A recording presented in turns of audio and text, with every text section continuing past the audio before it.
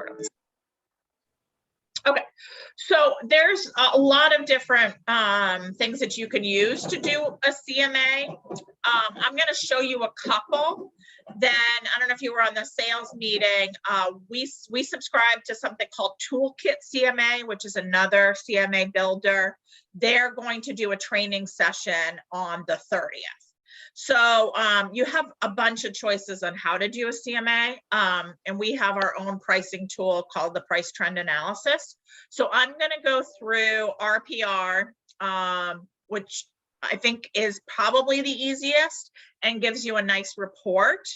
The other option is the PTA. Now, what I like about the price trend analysis is it doesn't just look at historical comps, it looks at which way the market is heading.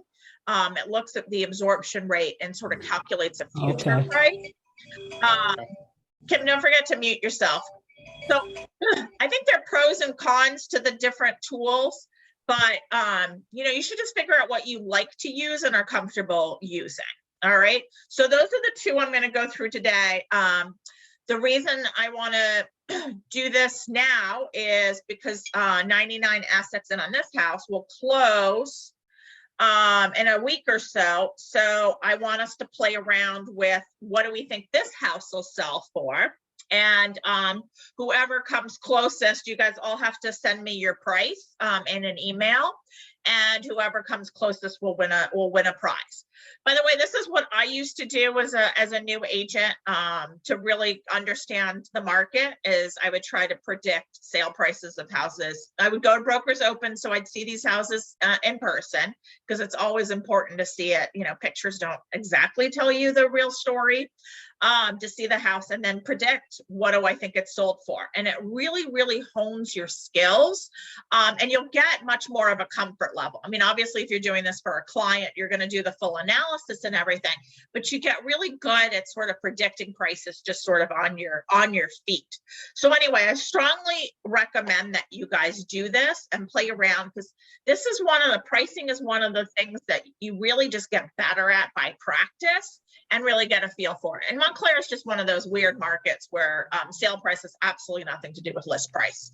So you really, at least for Montclair and Glen Ridge, really need to have a good opinion of the market.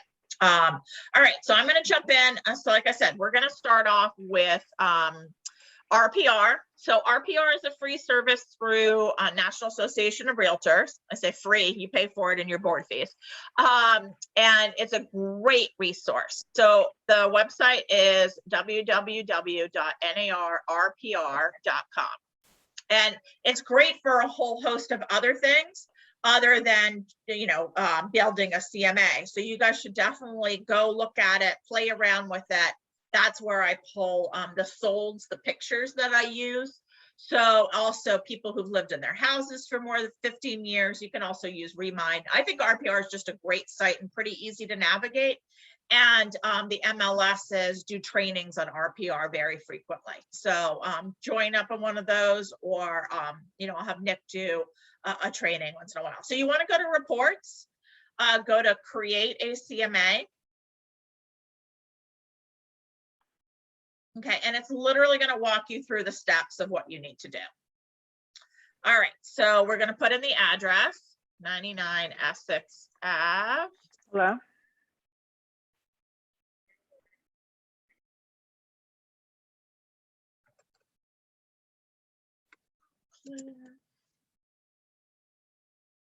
Okay, why are we not finding you?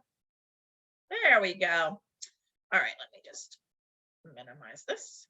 All right, so what's really nice is it'll pull all of the information about the house that it gets from public records. All right, so you can see I've also already done this right with the other group on Wednesday, but it'll pull all the information.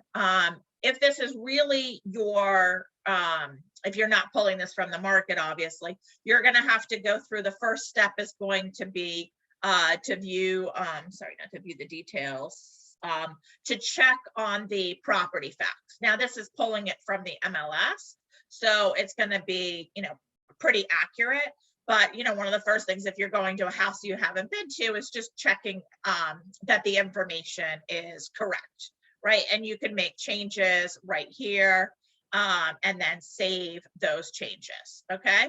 So that's one of the first things that you're going to do. See, it also has like a history and a whole bunch of other stuff that will go into the report. Okay. Then your next step is going to be to edit comps. All right. So again, it's going to pull suggested comps for you. And what's nice is it pulls in the information about the house right at the top, right? So it tells you, you know, their assessment price per square foot. It tells you the square footage, probably pulls the stuff from the tax records. So it's going to be whatever you're going to pull anyway. Lot size, bedrooms, bathrooms. Year built has less of a relevance in Montclair.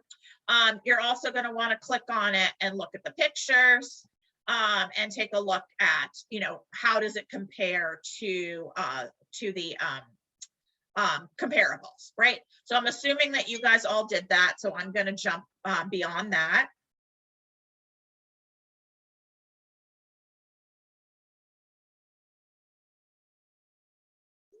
Okay. Okay, so again, it goes through all the steps of what you're going to do. So again, you're going to confirm the home facts the first time. I already did that. Then you're going to search for comps. So I already did this, but I'm going to pretend to do this again so that you can see. All right. So you can search a specific neighborhood. So that's probably what you're going to do. You can draw a shape, but again, for Montclair, it doesn't matter quite as much. You just want a similar neighborhood. But so, for example, for a town where, you know, one school is much better than another, say, you know, Bloomfield, right? They really, houses in Brookdale versus Oakview versus Wassesing do vary by neighborhood. So there's one you might draw a shape and search in a specific neighborhood. I want to look at just closed properties. Again, for Montclair, you really need the closed price because list price, you know, doesn't really dictate sale price. So I just want to look at closed properties. You can set the, you know, time frame that you want to look at. You know, the market went up so much in the last few months. I just want to look at within the last 3 months. And then you can pick the number of beds and baths. You know, I'll start with 3 because the fourth bedroom is up on the 3rd floor. So maybe I'll, you know, pick a comp that fourth bedroom hasn't really been done, or they haven't labeled it as a 4th bedroom. And I'll start with 1 bathroom. I might narrow the square footage a little bit. This is roughly 2,000. So maybe I go from 1,800 to 2,400 because I don't want that super small house. Lot size, you know, I'm going to leave that alone. Okay, so those are sort of my refinements. And then it's going to pull up comps that meet that criteria. So let me stop here. Did that all make sense to you, what you do?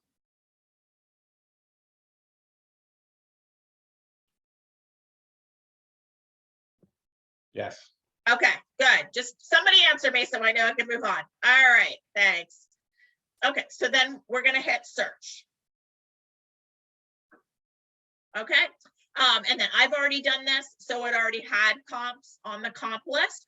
But, and again, this is really where you want to get this comfort level at what comps you're going to select. All right. So again, what I really love about RPR is it just lays this out for you really easily to do a quick and dirty. All right, so this is really close. It's 0.13 miles. So, you know, I want to, you know, pick this as a comp. It's a little over 2,000 square feet. So in the similar ballpark, it has 4 bedrooms, but it has 4 bathrooms. So let me take a look at the pictures and see how does that compare. All right, again, you guys should have all looked at 99 Essex to get a good sense of the pictures and what it looks like. So it has a similar front enclosed porch as 99 Essex. It's a similar style. It's a center hall colonial. It has an office room, sunroom, which is similar to 99 Essex. Doesn't have central air, just like 99 Essex. Has a much bigger kitchen though. So we can adjust the comps when we go in. So maybe I'll adjust this one because this has a much bigger kitchen. Okay, bedroom's pretty comparable. How does a central air or lack of affect the comp?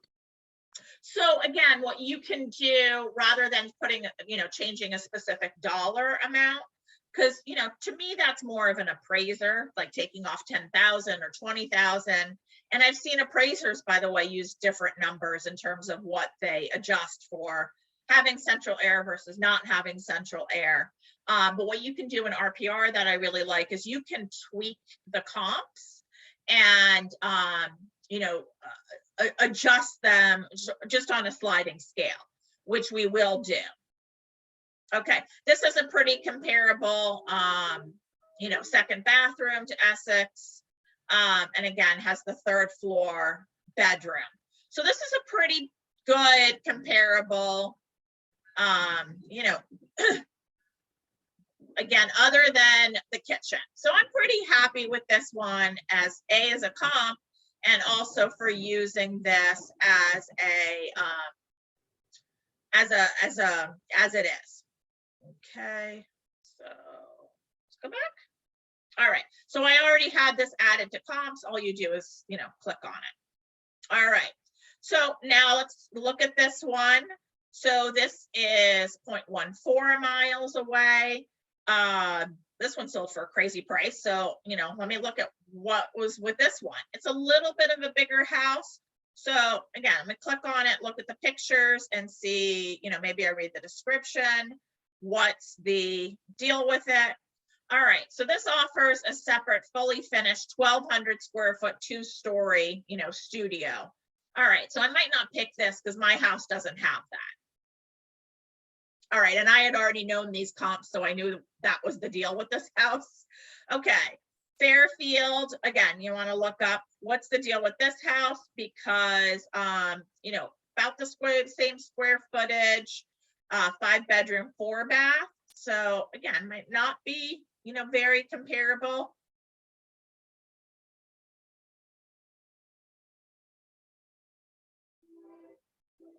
Okay, to me, this is a bit of a fixer-upper. So I'm not going to pick this one. And again, you get sort of good at judging these things. 300 Grove, I know, is definitely a fixer-upper. This one looks way nicer than Essex. All right, so I'm going to go through why I picked this one. It's 0.34 miles. So it's roughly the same square footage and 4-bedroom, 2-bath. Okay, so pretty similar to my comp. All right, so let's look at the pictures. All right, well, it's got an open layout, so maybe I'll, rate this a little bit higher. Again, center hall colonial, so similar to my house style. Similar, it has the sunroom. It has an additional, screened-in room. Okay, so this has a nicer kitchen, but it's also on growth. So maybe I'll make this a little bit nicer. So what are the fixer-uppers selling for in Montclair compared to the ones that are already kind of in good condition? Well, you got to look that up.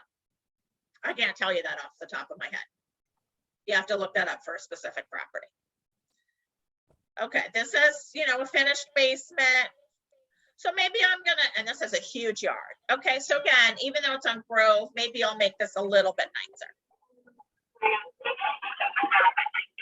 All right, so this one I had on my comp list. All right, this one I know was a much nicer house. You can tell it's a, newer construction house, so I didn't pick that one. All right, here's another one on Grove. It's 0.45 miles. Again, I picked this one and we'll walk through it. It's about the same square footage, 4-bedroom, similar, time frame and a similar style. So I try to keep it as similar as possible. All right, again, it has that front, closed-in porch room. This living room isn't quite as big because the door's in the middle of it. But this is open, right? So this is something that people like. And it's a more updated kitchen. Even though it's small, it's more updated. So again, I might make this a little bit on the bathroom nicely updated, and that's a primary bath. And it has an additional little office room. I've also seen these houses. So again, it's good for you to go look at these houses at Brokers Open.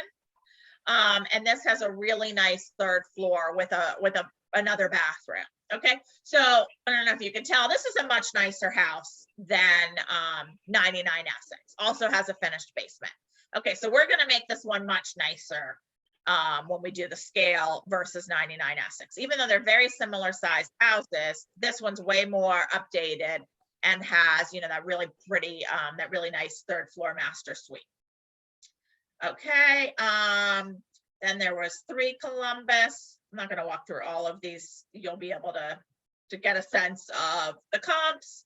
All right, again, it's very similar neighborhood, close to train. Similar style. This is slightly different. It's a side hall colonial versus a center hall colonial. You're going to learn a lot about architectural styles. Has that sunroom office. And it has an additional room. Okay, so that's nice. Has both a sunroom and an office. The kitchen's really similar. These are painted cabinets. I've seen so many houses over the years that I can tell right away what they've done. These are old cabinets that they painted and then they put on a new backsplash. But it's a similar kitchen. Bathrooms are pretty similar. It's got the 4th floor, semi-finished basement. So maybe I'll make this a little bit nicer than mine because it has that additional room. Oh, about that, yeah. Okay, so now we're gonna update value. Okay, now the next thing that you can do is, like I said, you can make the adjustments. Okay, so that's because comps are never exactly comparable, right? So again, this is what I like in RPR. Instead of having to say, hey, I think this one's $20,000 better, it has a sliding scale, and you'll see it already adjusted my comps by a bit. Okay, so what you can do now, remember this is the house, the subject house, right? Remember we talked about this one, and I've already done this, is I said this one was, better. Quite a bit better. All right. So this one I said was maybe like a tiny bit better. So we'll move it just a little bit. Okay. And 17 Columbus. I think I decided that was not as nice. All right. Then we go to the next ones. And remember Grove I said was quite a bit nicer. So it was 199 Grove, and this was another one that I had picked, and I just said it's the same. Okay, so now you can update the value and close. So do you guys all understand what I mean by the sliding scale? You see here, is it better or worse? Is it a little bit better, right? You have like notches. Right, so how many notches do you have? 1, 2, 3, 4. So four to go better and 4 to go worse. Okay, so this allows you to tweak. So remember what you were asking about, Bridget, about central air, right? So if one house has central air, the other one doesn't, maybe I give it 1 notch. Okay, yes, I like that. I know, and I will say it's a lot better because, appraisers take 2 years to get certified just as a basic residential appraiser. So you can imagine there's a lot of stuff that they have to learn on how to do these adjustments. And I've looked at inspection reports, like I said, where they use different numbers anyway. So I really like the sliding scale, and so easy to use. Okay, so we're going to update the value. Okay, and now what you get is the results of the comp analysis. Okay, so I tweaked it a little bit more because when I did this with Wednesday's group, we got 1,079,000. Okay, so we're, close to 1.1 in terms of what we think the value is. Okay, so now what's really cool, and I would always give the seller a range. I would never give them like 1,069, right? In terms of, a recommended price, and for something like this, I'm always a big believer in underpricing and going under century marks. I still might say, I suggest we list it, 999 or something like that. In Montclair, we underlist by dramatic amounts, if you couldn't tell. All right, now what's really cool is that you can create a report. Okay, so you're going to create a seller's report. You can pick the elements that you want to use, and then you can determine how you want to deliver it, right? So you can email it to them. You can bring this on the listing presentation. All right, so cover elements, you want to pick all of those. Okay, custom pages. All right. I might be confused because I've already done this. See, I've already created this twice. Okay, run report. All right, so it's generating the report. It'll take a minute or so. So do you guys have any questions? Okay, and then you can see I can get the report up here.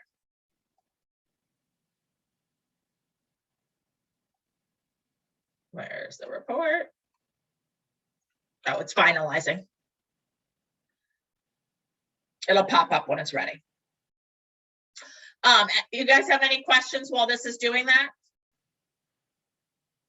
No.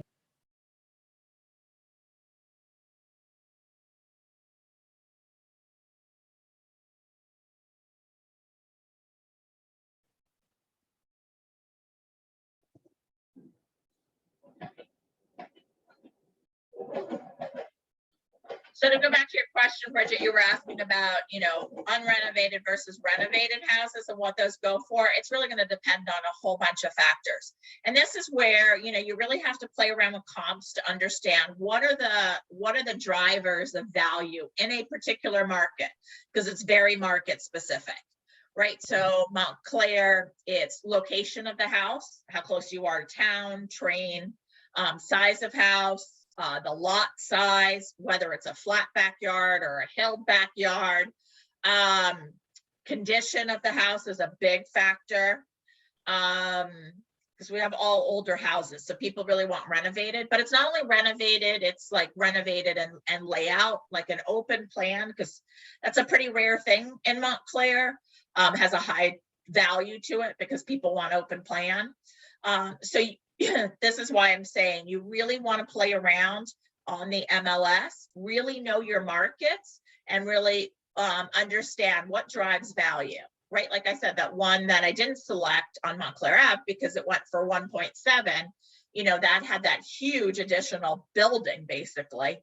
So obviously that added a lot of value because that house normally would have been, about 1.3 at most.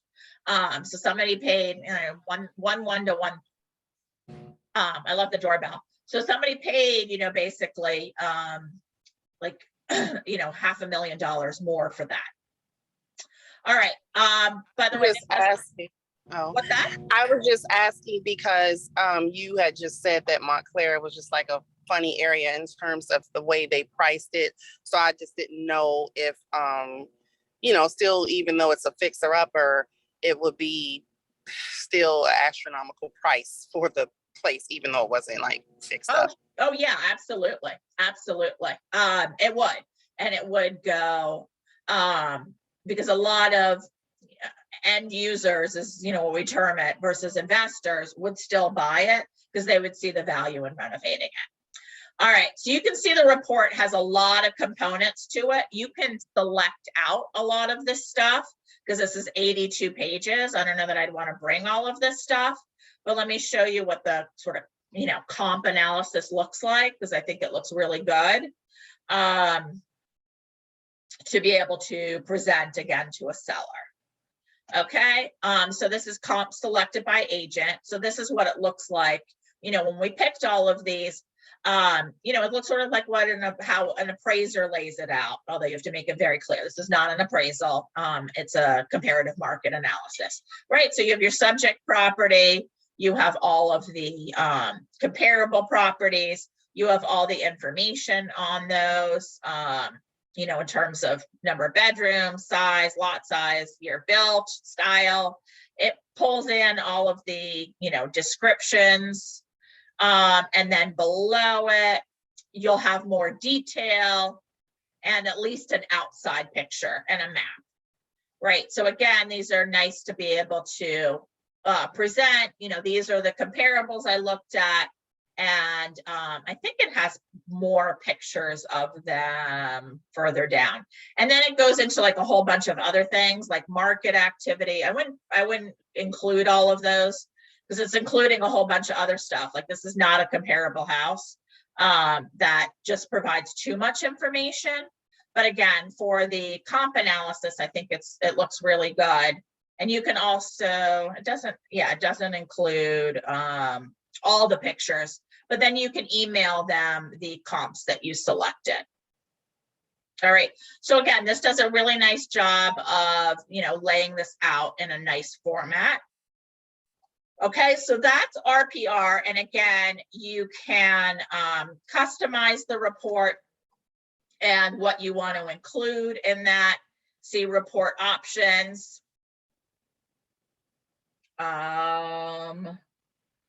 Oh, I think what you do is that you just will, yeah, where is the, I think you just have to pick the sections that you want when you go to print it. Diane, you click on that that little plus sign next to view sample. Oh, is that how we do it? Okay. Yeah. Oh, there we go. All right. See, Ellen's been practicing. All right. Yeah, I learned my lesson. Yeah. So you can take off a lot of this stuff, right? So you want to keep the comp analysis, right? The property values, home facts, but you probably don't want all of the, right? You don't have property photos unless you have the listings. You might want to take that off. Property history, right? We said market activity was too much. You want to keep your comps, right? So play around with these things because it's 82 pages. So you don't want to include all of this stuff. All right. So any questions about the RPR and reporting? I have a question. I have someone coming to the office tomorrow. Yep. And she's pre-qualified for 325K. Yep. Isn't it safe to assume that really she should be looking at properties in like the 250 to 275 range? Because Depends on the market. You can't blanket say that. And I'll show you a really good quick and dirty analysis you can look at. This is totally off the subject of CMAs. Okay, you go to analysis, area statistics by town bedroom, and pick towns that she might be interested in. I'm just gonna randomly pick some. And then you can see, well, I'm probably not even going, you know, low enough. You know, 6 months back. I wish they had a 3 months back. They don't. And then you can see, all right, average sale price, and you can look at average list price. Okay. So you can look at the specific town for number of bedrooms. How much on average did they go over? So Belleville's not crazy, right? So average list price is 292. Average sale price is 293. So Yeah. 103%. Montclair, you'll see, so Maplewood goes way over list. Look at Montclair, 133% for list, right? So Montclair, like I said, is just a weird anomaly. So that's a quick and dirty to be able to look at, but you really have to look at the specific price range, type of home, right? Condos are going to be different than single families. And that report just bundles them all together. So that's just a quick and dirty. You can see that Montclair is an outlier. You went to I would look at similar properties to what she's likely to be interested in. that have sold in the last few months, even if you just do the one-liner report and show her how much things have gone over ask. Okay. Okay, but yeah, it's always good to be prepared as a buyer's consultation with those reports. Because again, when I keep reiterating to you guys, and there was actually just this report from KCM that I'm going to send out, that's really what they're saying. In this turbulent market where we're like at an inflection point, what the consumer really needs from a real estate professional is education and guidance. They don't know what we know. They don't have the tools that we have. They hear stuff on the news. Right. And the news is a national thing. You can see even market by market, and what we support, very different situation. And it's very it's very confusing to the consumer, right? I've had people look at Montclair, Maplewood, South Orange, because they're similar types of houses. And are like, why does things go, 30, 40% above list in Montclair, but it doesn't in Maplewood? It's very confusing to the consumer. So you have to educate them on that. Okay. And what I just tell people about Montclair is don't even bother looking at list price. It has nothing to do with sale price, especially now. The way they price here is really, it's stupid, quite frankly. To me, you don't want to be that far out of reach, but it's a habit that's developed, and I don't know, Montclair agents won't, move away from that. All right. So that was RPR. So again, what I want you guys to do is go in there, do the analysis yourselves, and get used to using the tool and preparing the reports. Because again, this is, I think personally, this is the easiest to use. All right, so now we're going to jump into the price trend analysis. Okay, so where you go find that. And again, what's different with a PTA, and this was developed by a manager, so it is a proprietary tool, nobody has access to it, is it looks at, because comps are old by the time, and that's why I only go back 3 months now, because it's such a rapidly escalating market. Comps are old by the time they close even. So even something that just closed, the buyer made the decision 60 days before that, what they thought the value was based on their best information, right? So especially in a rapidly rising market, if you're looking at old information, you're going to undershoot where it's going to end up closing. Does that sort of make sense? So that's why I think the PTA is a really good tool. I will say, I think that it really right now, because the absorption rate is so stupidly low, when you think of like a bell-shaped curve, any tool works really great in like, the meat of the bell, but at the extremities, a tool doesn't work that great. That's sort of my opinion on the price trend analysis. With the absorption rates being under 1, I think it does over project prices. I play around with it and just, knock off basically 100,000. But let's start off with, where do you find this? Okay. So you go to, I swear to God, they move these tiles on me to mess me up. Tools and resources. Okay. So when in doubt, go to tools and resources. All right. So you want the price trend analysis enhanced. I think they still have the legacy one in there. I don't know why. Make sure you pick enhanced. And what it is just a spreadsheet, right? So you're going to download the spreadsheet.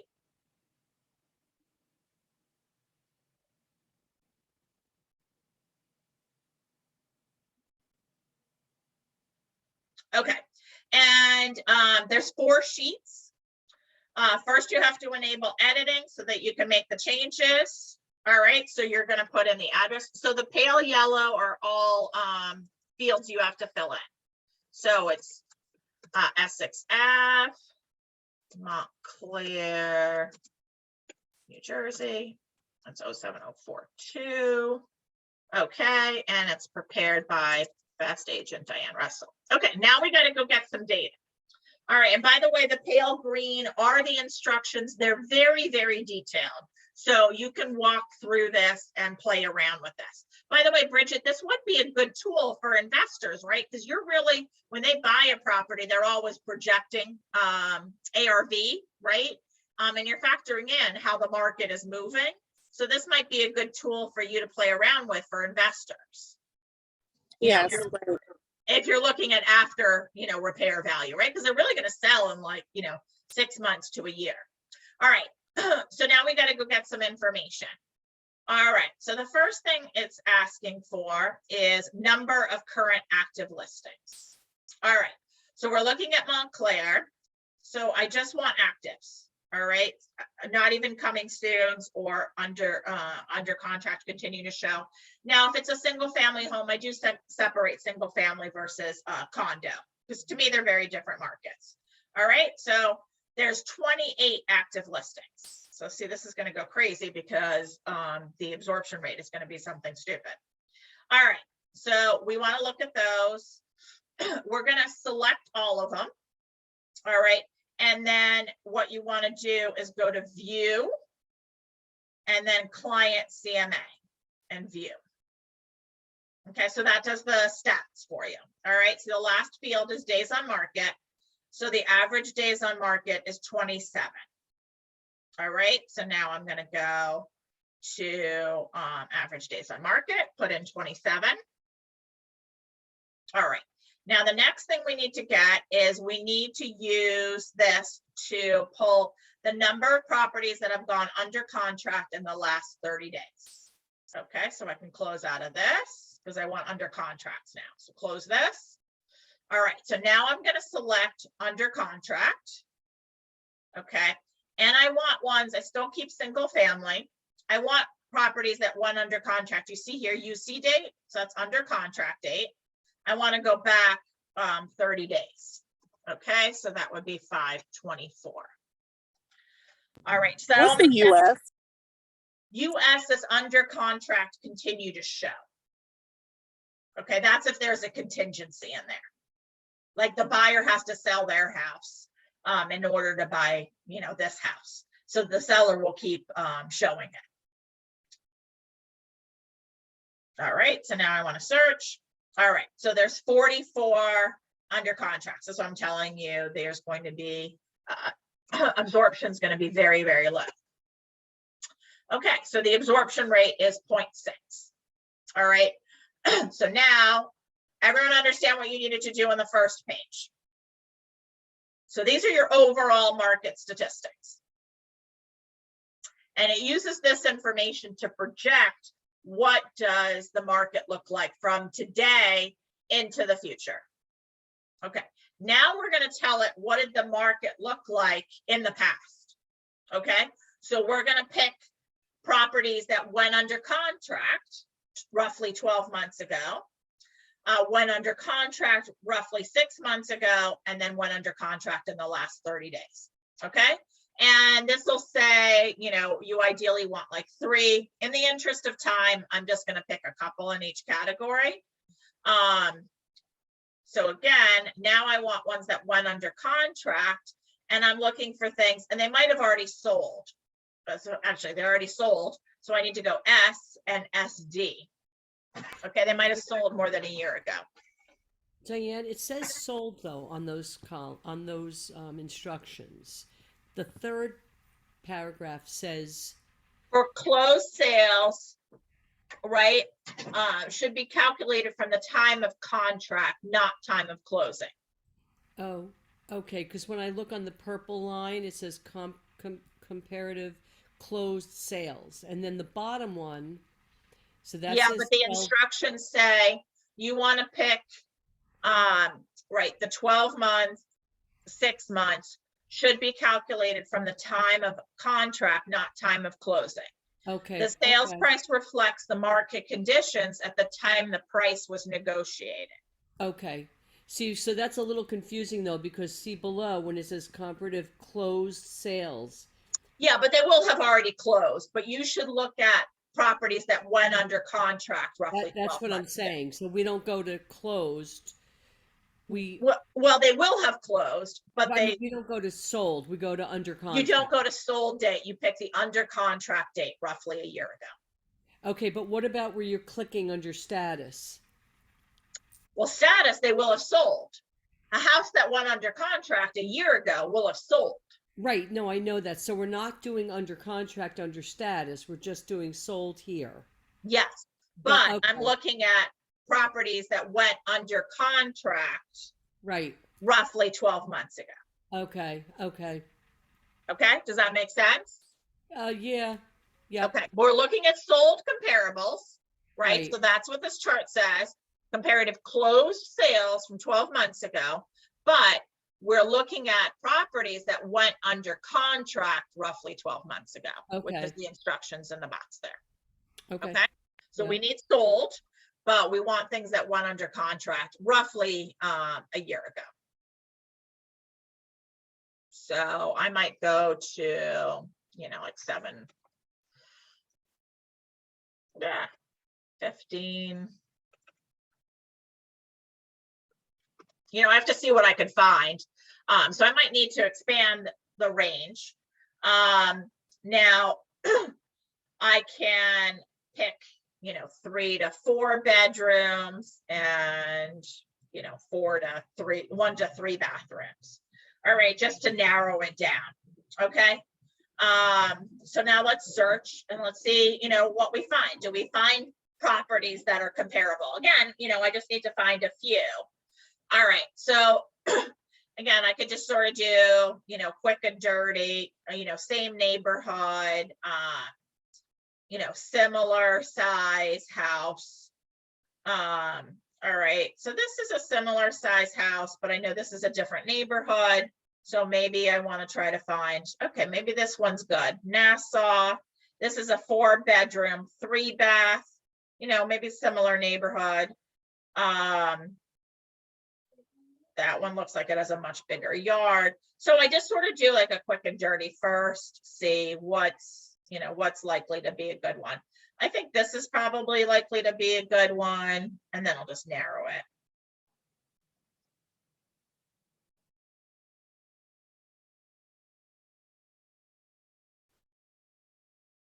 All right, and then these start looking a lot bigger. Actually, this is probably a good one. Okay, so then I could just hit narrow, and then I might look at the pictures and say, okay, which ones are really more reflective of this house? Okay. Okay, well, this one is way dated. All right, so I'm going to take that one off. This one, I'm going to say I'm going to take that off because that's a different neighborhood.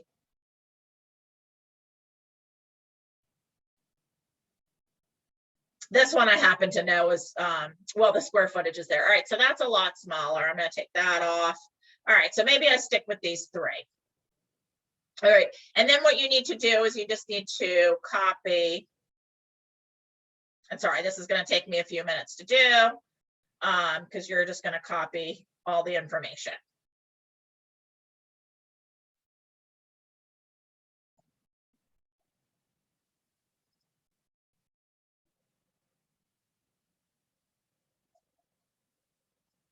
This is the easiest way I found to do it, by the way. I've done a lot of these.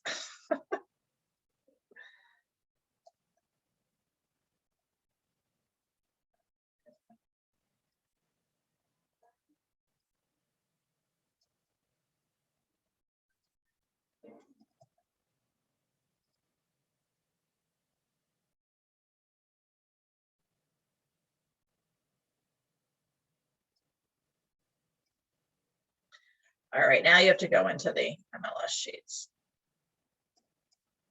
You could just narrow these. All right, so I need list price.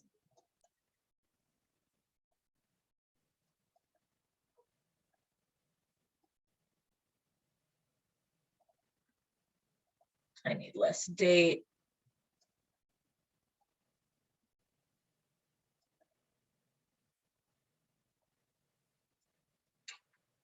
I need under contract date.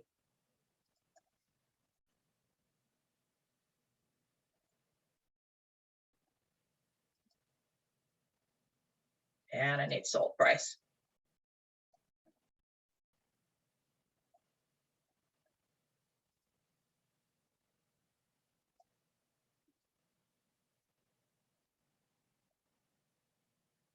So now we'll do the same thing. The next one.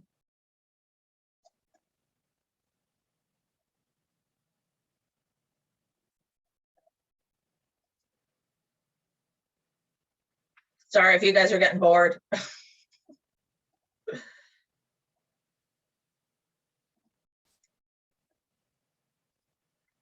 think in the interest of time, I'm just going to do 2 in each category. You guys get the gist. Yes. All right, let's date.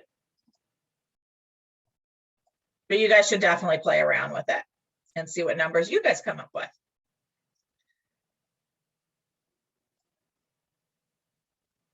All right, so now we need to do the same thing, but we're going to go 6 months before.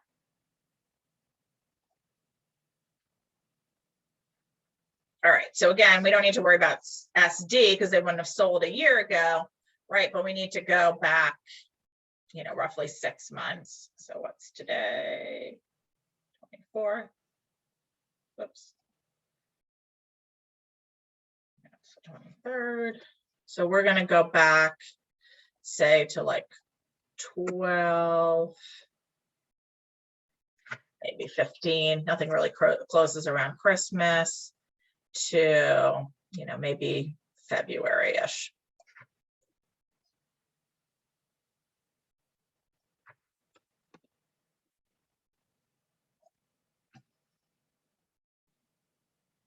Okay. All right, so this one looks pretty comparable. Again, it's a 4-2. This is also a 4, it's 2-1.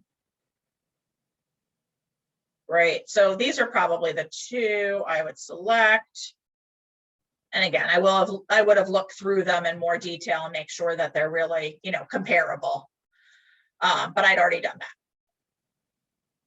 So I just want to be able to put them in.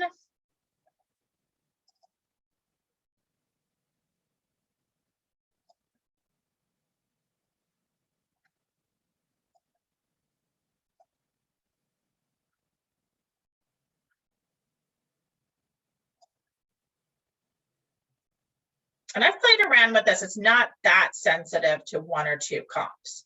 So you can play around with it. You're like, I'm not exactly sure. You can also make adjustments, right? So if you're like, oh, this one's a lot nicer, or it's on a busy road, you can add and subtract money. You just change the sale price and then just make a note of what you did. So you can play around with these to get them more to what you're looking for. Oops. They need to like update that program to Automatically feed. yeah, pull it in after you put the MLS number in. I wish. Because this is self-created, we can't do that. I know that would be so great. Yep. What if I just copy? I don't remember. Surprise.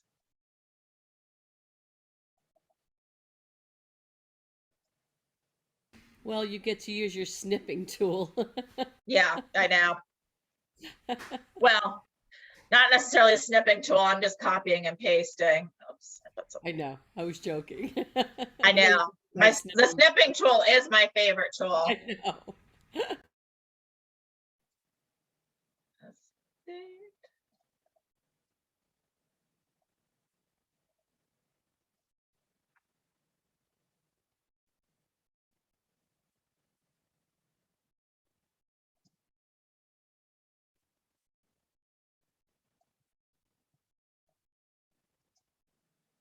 All right.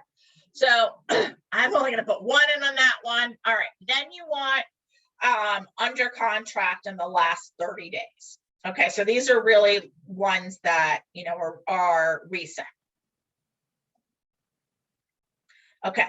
So they might have sold, but they will probably still be under contract. All right. So now we're going to go. I also wish this would refresh to current. So we're going to go to 05. Okay, and they might still be, you know, active. Okay, so we have, let's see.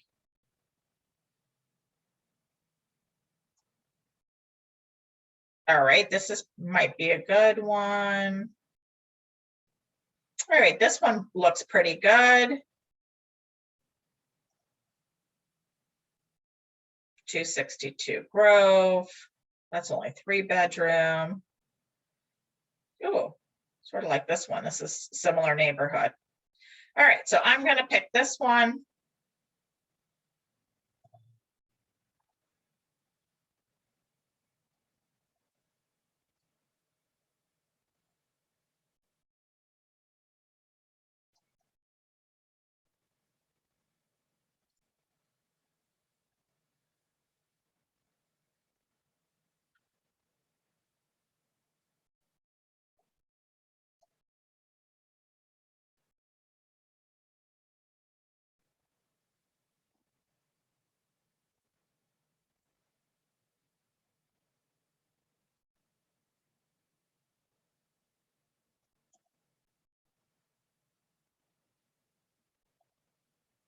Now here you're not going to have a sold price because it's under contract.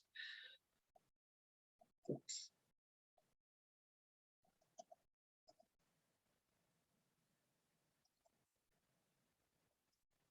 And it's going to formulate a, sorry, that's really loud.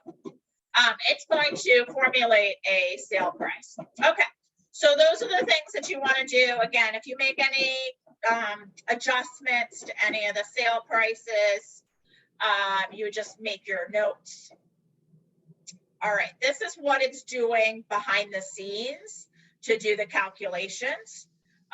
So you can take a look and read this if you're really interested. But basically, it's taking that market absorption chart that I tell you don't give to buyers because it's way too complicated. That's in our buyer consultation. And it calculates based on what we project, based on absorption rate, what the yearly projection is, and then it does a monthly average. Okay, so it's saying that monthly appreciation is roughly 2% based on the market. Okay, and then what it does is it takes all of the information that you put together here in terms of a nice chart, and it gives you a range in prices. Okay, this is what I was saying, you know, in my opinion right now, it over projects. And I know I didn't put in a lot of comps. You know, when I did this on Wednesday, I put in more because I got 1219 as a price. Now we're getting $100,000 more. I still think it's about $100,000 too high. So again, when I've done this before, because I know it's overshooting so much because of the low absorption rates, because like I said, you know, it's just on the tail ends of the absorption scale. I think it over predicts. I've used it and just ratcheted back 100,000, and it turned out pretty accurate. So again, it's another tool in your arsenal. What I like about it is, you know, a not crazy market, a sane market. I really like that, you know, you have this tool and you're saying, you know, this is what my model is calculating, right? As opposed to, this is my opinion of, you know, your home's value. This is an outside secondary source that is calculating a projected price. So again, it's just sort of well taken by clients when I've, you know, presented it. I mean, what does your tool say? And like I said, in not crazy markets, it's been reasonably accurate. But, you know, when the absorption rate gets stupidly low, like below 2, you know, I feel like you do have to make adjustments. All right. So again, what your assignment is, chat. All right. When will this be sent out? Probably either later tonight or tomorrow morning. It takes a little while to formulate it. All right, let me pull everybody up. Diane, when it Yep. talks about the future price, what does future represent? So remember, it's adding time. So remember, it adds 2% to the price per month. So it's giving you a range because you don't know sort of when the property is going to be listed and sold, right? So again, this is giving you a pretty low range, but if you look at the chart, right? It's projecting, so present, this is the value. It's saying suggested price range. So it looks at, I don't know, you should always give a range. So this is the range it's calculating. But in terms of, if you're looking at future price, it's projecting the 2%, going forward. So you can see what is the range it's predicting based on, sort of when you would list based on what's currently happening in the market. Does that make sense? Wait, oh, I'm sorry. That's what I was thinking. Like, because it's always going to give you a range, and you should always give clients a range. Right. It's giving a pretty tight range, but so it's not really. But what I'm saying is it's talking about a year from now? No, it's talking about, if you list it today, it's going to go under contract roughly, 20 days from now or whatever. This is what it thinks you will go under contract as. Oh, okay. Okay. Okay, does that make sense? Well, now it makes more sense, yes. Yes. So the 1326 to 1351, you can see this, right? So it's 1326 and 1351. This is July 22. Okay. Okay. So it's assuming that, you're going to list it and it's going to go under contract roughly 30 days. Okay, now I understand more. Thank you. Okay. And again, the idea behind this sheet is this is something that you can then, print out and provide to your clients. But make sure, like I said, it's not too crazy. It might not be too crazy. We'll see. All right. What do you guys think? Was this helpful? By the way, there is a PTA training that Weicker University does. I All think right. it's very helpful. Okay. So your assignment is to, again, go through this yourselves, right? I just showed you sort of how to do it. Go through it yourselves, get a price. Right. So Ryan, your price might have been lower because you might have been using like pending and actives, not just closed ones. So play around with this, come up with a price. And then, like I said, email it to me, and whoever gets closest by the time this property closes. So make sure you give me your answers by Monday. So we're prepared in case it closes a little bit earlier. Whoever comes closest will win a prize. Yeah, Diane, did you get my text like last night in the middle of the night No, I did not. about the ugly listing? Yes, and I cannot quite understand. All right, let me just stop the recording. Hold on. There it is. Stop here.